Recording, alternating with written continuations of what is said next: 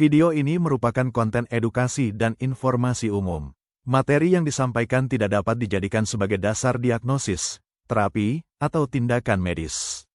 Penilaian dan penanganan medis harus dilakukan melalui konsultasi langsung dengan dokter sesuai kondisi masing-masing individu. Halo Sobat Healthy, selamat datang di Pojok Objin, podcast Departemen Obstetrik Ginekologi FKUI. Pagi ini, saya, Dr. Kemal, akan berbincang-bincang dengan Dr. Tommy tentang adolescent endometriosis atau endometriosis pada remaja dan usia muda. Nah, mungkin beberapa Sobat Healthy sudah pernah mendengar tentang apa itu endometriosis, namun tentunya kita bisa sama-sama berdiskusi, ngobrol-ngobrol dengan Dr. Tommy juga, apa itu endometriosis, bagaimana mendiagnosisnya, penanganannya, dan ya, gimana Dr. Tommy? Ini endometriosis itu apa sih sebenarnya, Dok? Oke, ya kita mulai dari definisi Dr. Kemal ya. Endometriosis itu adalah suatu kondisi yang sering diderita perempuan usia reproduksi ya, jadi mulai remaja sampai nanti dia menjelang menopause, yang ditandai dengan adanya inflamasi atau peradangan kronis di daerah pelvik. Dan biasanya itu ditemukan adanya jaringan yang menyerupai lapisan dinding rahim di luar rongga rahim. Jadi misalnya kita tahu bahwa darah haid itu kan keluar melalui vagina. Nah, ini bisa keluar melalui saluran tuba dan menempel di rongga perut.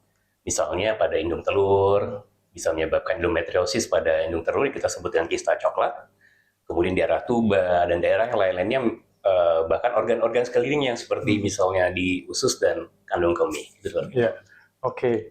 Berarti kan dia memang kejadiannya ternyata kalau kita lihat cukup sering ya, Dok ya. Artinya ternyata 1 dari 10 perempuan itu ada endometriosisnya. Artinya kalau kita dalam satu ruangan ada 10 orang, ya paling tidak ada 1 lah yang ada endometriosisnya.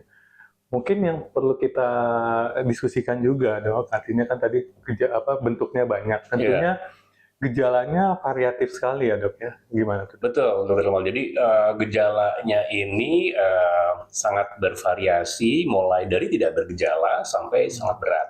Dan biasanya tidak selalu berkorelasi dengan beratnya penyakit ya. Jadi ada yang penyakitnya sudah cukup berat tapi dia gejalanya masih ringan-ringan saja, dan sebaliknya yang masih ringan penyakitnya tapi gejalanya sangat mengganggu. Dan ini biasanya berhubungan dengan nyeri haid, Dr. Kemal. Kita sebut dengan dysmenorrhea ya. Jadi dysmenorrhea ini yang khas pada endometriosis adalah dia semakin berat atau progresif dengan bertambahnya usia. Dan yang kedua adalah biasanya tidak berkurang gejalanya, tidak hilang gejalanya dengan obat-obatan misalnya anti nyeri biasa. Tuh. Ya, mungkin beberapa Sobat Healthy mungkin juga pernah mengalami kali ya, bahwa kalau dia mengalami nyeri haid, kalau bicara sama keluarga atau teman, dibilang nggak apa-apa itu. Atau juga nanti kalau udah nikah, hilang. Udah nikah masih ada nih. Nanti dibilangnya, nanti kalau udah hamil, udah punya anak, hilang. Ternyata nggak hilang-hilang, malah makin berat ya. Jadi tadi kan ceritanya endometriosis itu awalnya nyeri haid, tapi pada kasus yang udah advance atau udah lanjut di luar haid pun sakit ya, Dok? Iya, betul, Dok. Jadi kita sebut dengan chronic pelvic pain ya. Jadi nyeri pelvic dari panggul kronis itu bisa timbul di luar haid. Jadi misalnya setelah bersih haid tapi kemudian sakit, dan biasanya ditandai juga atau disertai juga dengan nyeri-nyeri saat berdefekasi atau berkemih gitu, Dr. Kemal ya. Kalau misalnya nyeri haid pada saat buang air besar ya, atau nyeri pada saat buang besar, dan juga kalau yang sudah menikah atau sexually aktif itu nyeri pada saat berhubungan. Ini saya balik tanya Dr. Kemal ya, Dr. Kemal juga narasumbernya nih. Jadi saya mungkin awareness terhadap endometriosis pada remaja ini masih rendah, Dr. Kemal ya. Betul. Jadi kan banyak sekali kalau kita lihat delay diagnosis pada endometriosis. Kira-kira seberapa besar sih, Dr. Kemal, prevalensi pada remaja endometriosis ini? Jadi ternyata kan tadi kita bicara 1 dari 10 perempuan itu ada endometriosisnya ya. Tapi kalau dirunut-runut ternyata sekitar 60-70% itu sudah ada gejalanya sebenarnya. Sejak usia muda atau remaja dan yang adult ya. Nah itu yang membuat kadang-kadang karena terjadi delay diagnosis, datang ke kitanya sudah advanced stage ya. Dimana kita tahu sebenarnya semakin awal ditangani tentunya penyakit itu pasti prognosisnya jauh lebih baik. Nah memang kita harus sadari itu, kalau kita lihat ya beberapa publikasi itu, delay diagnosis itu bisa sampai 7-10 tahun gitu ya. Dan itu di negara-negara maju ya, bahkan studinya udah membandingkan itu antara negara maju yang healthcare sistemnya bagus, bahkan dengan yang negara berkembang pun ya kira-kira masih ada delay diagnosis. Delay diagnosis itu bisa mulai pertama terlambat mengenali gejala dari pasiennya, terus kemudian terlambat ke dokter, walaupun udah tahu ada gejala tapi dia normalisasi, dia minum obat-obatan over the counter atau obat-obat warung lah kalau di Indonesia. Jadi awareness dari penderitanya sendiri ya dok ya kurang. Terus udah ngomong sama keluarga atau siapa, bilang udah minum aja penghilang nyeri. Terus udah datang ke dokter, nanti didiagnosis nggak ada nih, nggak apa-apa. Tadi kadang-kadang juga bisa saja mungkin karena healthcare profesionalnya belum terlalu update, bilang nggak apa-apa, itu nanti bisa hilang sendiri. Berarti awareness dari tenaga kesehatannya juga. Terus kemudian juga ada keterlambatan untuk mendapatkan pengobatan gitu, karena walaupun udah terdiagnosis, obat-obatan nggak langsung diberikan. Dan biasanya apa sih meningkatkan risiko endometriosis pada remaja ini dok? Misalnya faktor genetik atau gimana? Jadi memang jelas ya, tentunya kalau kita berpikir suatu penyakit yang timbulnya cepat itu ada faktor predisposisi atau faktor pencetusnya atau faktor risikonya ya. Genetik jelas ya. Jadi kalau kita punya ibu yang ada endometriosis, sebagai anak perempuan itu punya risiko 2 kali lipat dibandingkan yang tidak ada riwayat di keluarga. Kemudian juga kalau ternyata first memang degree ya dok ya? First degree. Terus kemudian kalau kita ternyata memang ada kelainan bentuk dari organ kandungan ya, ada beberapa misalnya organ kandungannya ada hambatan dalam pengeluaran darah haidnya, kelainan bawaan ya. Kelainan bawaan organ kandungan itu bisa tuh meningkatkan risiko endometriosis. Kemudian ternyata juga ada beberapa teori baru di mana kalau waktu di dalam kandungan si perempuan itu mengalami stres dalam kandungan, seperti dia bayi lahir kecil, ibunya waktu mengandung dia itu dia hipertensi, preeklamsi, begitu lahir, ternyata itu nanti ke depannya dia akan memiliki risiko untuk lebih tinggi ya, endometriosis. Bagaimana kalau misalnya dia mensnya lebih cepat dok, misalnya 9 tahun sudah menstruasi, kan banyak anak. Iya, justru mens lebih cepat juga meningkatkan risiko juga sih. Jadi ini ada hubungannya dengan flow tadi ya dok ya, darah haid yang lebih cepat masuk ke dalam rongga perut sehingga mungkin akan menimbulkan gejala yang lebih cepat ya. Karena memang salah satu teori endometriosis itu kan darah haid yang berbalik masuk ke dalam rongga panggul, terus dia nempel dan jadi penyakit di dalam rongga panggul gitu ya. Oke, kemudian kalau karena banyak pasien saya juga datang dok, remaja ya dengan nyeri haid itu disertai dengan gejala-gejala gastrointestinal ya, mual muntah, kemudian kadang-kadang diare. Itu kira-kira kenapa sih dok? Ya memang tentunya kalau semua penyakit-penyakit yang melibatkan rongga panggul di mana situ terjadi peradangan kronis juga pasti memang ada risiko gejalanya berkaitan ya dengan endometriosis. Nah itu juga kadang-kadang membuat delay diagnosis juga, karena disangkain penyakit lain gitu ya. Padahal itu sebenarnya terkait juga dengan endometriosis. Mungkin tuh awareness-nya kita harus tingkatkan juga karena supaya pasien lebih aware, dokter pun juga harus lebih aware juga. Nah mungkin berikutnya dok, tadi kita ngomong delay diagnosis ya dok ya. Susah memang ya datang usia muda, belum nikah ya. Terus kita harus lihat nih endometriosis atau enggak gitu ya. Berdasarkan gejala memang sudah curiga ya. Cuman apakah kita harus USG atau melakukan sesuatu ya dok? Iya. Jadi yang nomor satu sih kalau untuk remaja ini lebih dari anamnesis ya dok ya. Jadi dari riwayatnya bagaimana, mulai kapan nyerinya ya. Biasanya memang kalau endometriosis ini nggak jauh dari dia mens pertama kali ya, menstruasi pertama kali dia sudah mulai itu nyerinya. Yang kedua, nyerinya intensitasnya makin berat dengan bertambahnya usia ya.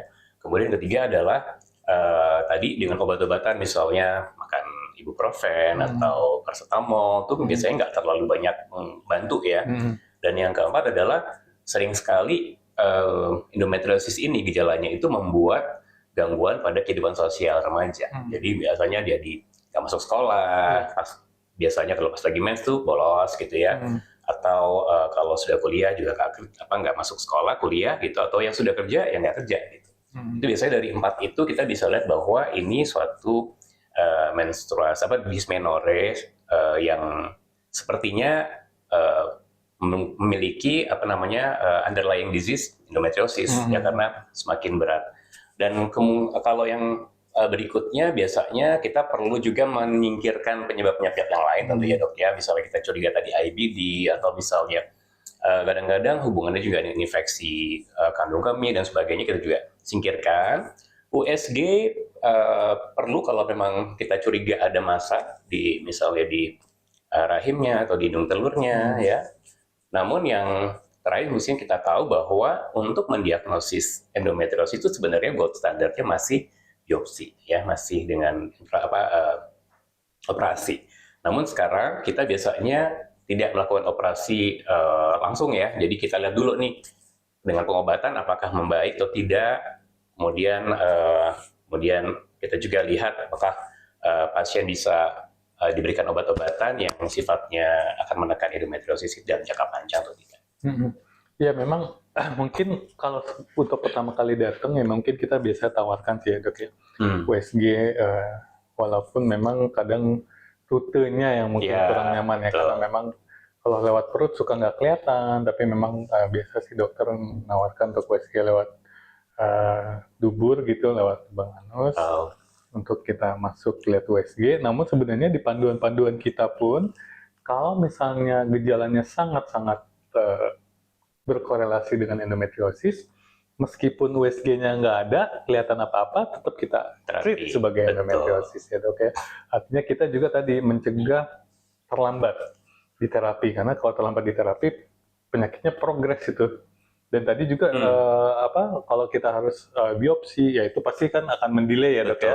Jadi kadang-kadang juga itu udah mulai kita skip, kita langsung ke clinical diagnosis sekarang untuk endometriosis. Diagnosis klinis mostly berbasis gejala, terutama untuk yang usia adolescent dan yang adult, terus kemudian kita treat ya. Nah sekarang kita masuk nih dok, berarti manajemen ya.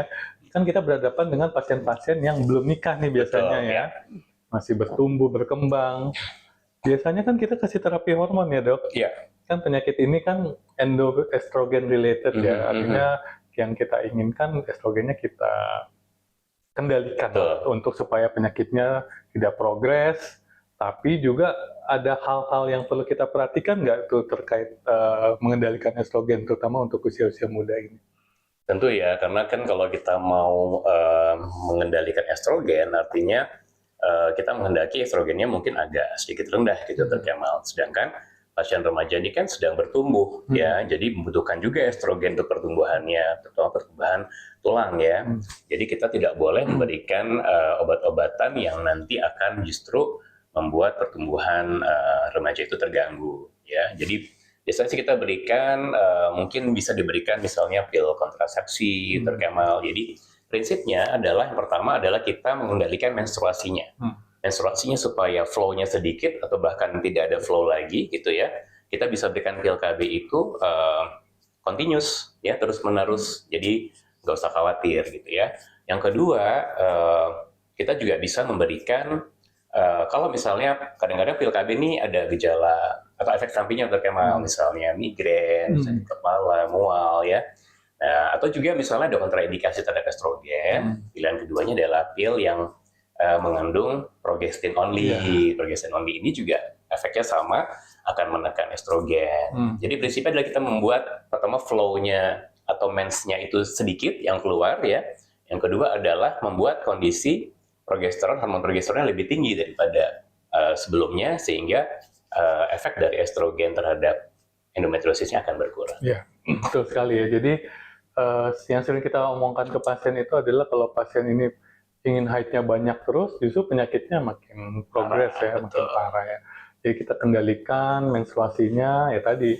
Cuman memang kalau adolescent suka nggak nyaman ya bawa pil KB. Ya, orang tuanya juga mungkin, waduh kok anak saya dikasih pil KB. Nah nggak apa-apa, karena memang ada pil khusus buat endometriosis yang hormonnya cuma satu, tunggal ya, progestin. Dia itu bisa nurunkan estrogen tapi tidak terlalu rendah. karena masih bertumbuh, masih mengumpulkan massa tulang ya. Betul. Karena estrogen kan penting juga untuk kepadatan tulang. Kalau misalnya terlalu rendah di awal, nanti di kemudian hari dia mungkin akan mengalami masalah di tulang. Ya. Betul. Nah ini tentunya pengobatan ini tidak bisa dilakukan tanpa pemantauan. Ya, benar. Biasanya kita gimana tuh nge-range pemantauannya? Kalau kita menggunakan yang yang progestinol tadi, Dokter Kemal, kita sebaiknya juga secara reguler melihat juga kadar estrogen dalam darahnya atau estradiol ya. Jadi kita ada certain level yang kita harus pertahankan. Mungkin bisa kita adjust kalau misalnya terlalu rendah, mungkin dosis diturunkan. Kalau misalnya sudah cukup, kita bisa teruskan.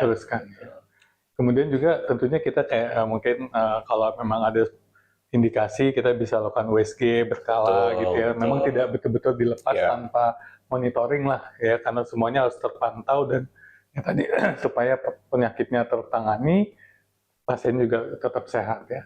Nah, satu lagi sih mungkin yang menjadi pertanyaan buat dari keluarga pasien yang suka nanya gini, dok ini kan anak saya dikasih hormon. Ini ganggu kesuburan nggak nih dok? Nanti dia susah nggak? Itu paling sering sekali tanyakan ya ke kita ya dok ya. Gimana tuh? Ya saya jawabnya gini, misalnya ibunya nanya, ini ada efeknya nggak sih dok? Itu efek sampingnya nggak? Tentu setiap obat ada efek samping, tapi kalau biasanya kita lihat bahwa efek sampingnya ringan dan tidak berbahaya untuk remaja ya. Justru yang kita sampaikan ke orang tua adalah bagaimana kita mencegah terjadinya progresivitas penyakit atau perkembangan penyakit yang nantinya akan menyulitkan si anak, misalnya nanti sudah menikah, kemudian punya anak, itu makin sulit gitu. Jadi kita harus tanamkan ke orang tua bahwa tujuannya ini adalah pencegahan terhadap perkembangan penyakit, karena kita tahu di progresivitas dari endometrius sangat cepat ya. Jadi dalam beberapa tahun saja bisa terjadi kerusakan pada organ-organ di pelvic, misalnya di tuba terutama ya, kemudian di indung telur, melengket ke sekitarnya, dan nantinya kalau dia nikah kasihan kalau udah kondisi sudah berat. Iya. Jadi prinsipnya memang pengobatan memang ada hal-hal yang kita perhatikan, namun membiarkan penyakit yang progres terus malah itu yang ganggu fertilitas di kemudian hari. Dokter Kemal, tadi sempat pertanyaan yang menarik nih ya. Jadi banyak orang, kalau terutama dokter-dokter umum ya, mereka belajar dari textbook, kadang-kadang dari guidelines, mereka masih bilang bahwa sebenarnya first line-nya tuh analgetik dok. Jadi anti nyeri, kalau nanti nggak berubah nggak menghilang atau nggak membaik, baru hormon. Gimana dokter? Nah, jadi kalau memang sudah kita diagnosis endometriosis ya, kita tadi sudah diskusi bahwa ini estrogen dependent disease.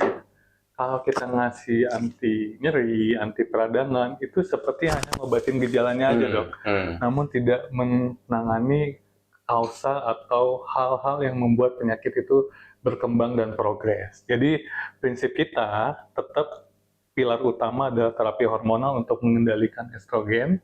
Kapan kita butuh analgetik? Kalau memang dalam fase awal pengobatan. Karena memang kita tahu terapi hormon tuh nggak langsung minum hari ini langsung hilang nyerinya. Butuh waktu adaptasi, penurunan hormonnya. Nah itu di situ masih kadang-kadang 3 bulan pertama kalau ya. Biasanya 3 bulan pertama. Walaupun memang pasien sendiri akan bisa melihat tuh setelah dia mulai minum obat hormon secara teratur, lama-lama kok saya makin jarang nih minum obat nyerinya. Lama-lama nggak perlu. Karena kita tahu karena mengonsumsi obat anti peradangan, anti inflamasi itu kalau jangka panjang juga ada efek sampingnya juga ya. Iya, betul. Jadi memang ya itulah pilar utama tetap terapi hormon. Jadi harus disadari ya bahwa kita tujuannya selain nyeri adalah mencegah terjadinya progresivitas penyakit ya. Apalagi dokter Kemal nih? Udah sih kayaknya panjang ya dok ya. Pokoknya mungkin terakhir apa sih indikasi operasi? Nah jadi tentunya kita harus paham ya, tidak semuanya harus dioperasi, tapi bukan berarti operasi itu nggak akan dikerjakan. Pada kasus tertentu, contohnya ya, dia tidak respon sama pengobatan, ya. Terus kasus juga ada mungkin kalau udah ada kista, yang besar, dia membesar, yang sampai menekan ke saluran kencing, usus, ya tentunya harus dihilangkan penekanan tersebut dengan operasi. Kemudian kalau memang ada kecurigaan terinfeksi, bisa saja tuh. Kita juga kadang-kadang ketemu tuh kisahnya ternyata terinfeksi, endometriosisnya terinfeksi, itu harus dioperasi gitu dong. Kalau misalnya nih ada kisah nih dok ya, tapi sebenarnya kecil 2 cm, 3, nggak sampai 5 cm lah. Nggak ada gejala yang apa namanya mencurigakan, misalnya karena ganas. Perlu nggak sih kita buru-buru angkat aja dok? Oh jangan, nggak perlu. Karena prinsipnya begini, kalau masih usia muda atau belum pengen hamil gitu, habis operasi, biasanya harus tetap minum obat juga. Jadi buat pasien juga nanti dia akan mikir, kalau saya operasi harus minum obat juga, kalau nggak operasi minum obat juga. Jadi buat apa kita dioperasi? Jadi tentunya operasi itu pasti ada indikasinya dan bukan hanya sekedar ada kista atau enggak gitu ya. Dan kalau kista kita angkat akan menurunkan cadangan ovariumnya dok ya. Jadi kasihan, apalagi kalau misalnya kistanya nih bilateral kanan kiri. Kalau kita angkat dua-duanya tentunya cadangan ovariumnya akan berkurang dan kalau dia nanti nikah takutnya udah rendah dan sulit untuk punya anak. Ya, jadi memang sekarang itu untuk endometriosis ada istilahnya bahwa siklus kehidupannya adalah begitu terdiagnosis endometriosis, terapi medikamentosa dulu, terapi obat-obatan sampai dia ada keinginan untuk hamil. Baru nanti kita pertimbangkan apakah langsung program hamil atau operasi. Kemudian setelah itu dapat kehamilan, habis itu lanjutkan lagi terapi pengobatannya. Jadi prinsipnya operasi kalau memang diinginkan sebaiknya dilanjutkan dengan program hamil. Betul. Jadi kalau yang belum punya suami atau misalnya belum nikah, ya ngapain dia operasi? Betul ya. Dan keinginan kita adalah operasi kalau bisa sekali aja dalam seumur hidup pasien endometriosis. Jadi harus tepat waktu, tepat timingnya, tepat indikasinya gitu ya. Oke, kayaknya udah cukup ya dokter Tommy ya. Itu dia. Sementara mungkin Sobat Healthies kita sudah ngobrol-ngobrol yang cukup panjang nih tentang endometriosis pada remaja dan usia muda. Mungkin Dokter Tommy ada satu take home message mungkin ya? Iya, mungkin pesan untuk orang tua dan tenaga kesehatan. Jadi awareness terhadap endometriosis pada remaja ini harus ditingkatkan. Jadi kalau ada remaja yang nyeri haid, yang sepertinya mengganggu aktivitas sehari-harinya dan diberikan obat juga kayaknya nggak mempan gitu ya, sebaiknya buru-buru ke dokter deh untuk dikenali gejalanya, didiagnosis dengan cepat sehingga tidak terjadi delay diagnosis dan bisa dicegah perkembangan penyakitnya. Itu dokter. Ya, baik, terima kasih Dokter Tommy. Ya, terima kasih Sobat Healthies. Kita sudah sampai di akhir dari podcast kita untuk saat ini, di mana kita sudah membahas tentang endometriosis pada remaja dan usia muda. Sampai jumpa lagi di podcast Departemen Obgyn FKUI selanjutnya.